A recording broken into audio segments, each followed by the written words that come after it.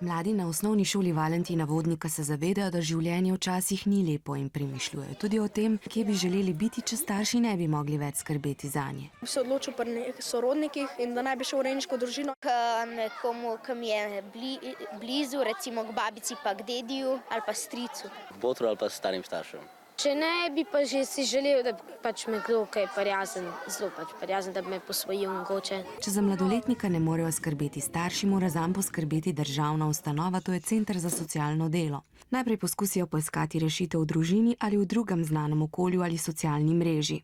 Če v tisti ali ožji ali širši socialni mreži ni mogoče najti nekih rešitev, potem so tudi druge možnosti na voljo, kar pomeni rejništvo, mi imamo rejniške družine po celi Sloveniji ali pa tudi vzgojni zavod. Mladi si želijo, da bi lahko o tem odločali tudi sami, a dvomijo, da je tako.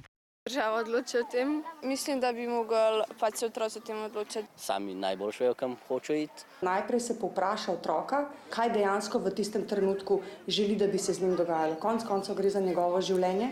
Dejstvo pa je, da včasih to, kar bi otroci želeli, pa to, kar je dejansko v njihovo korist, včasih ni ena in ista stvar.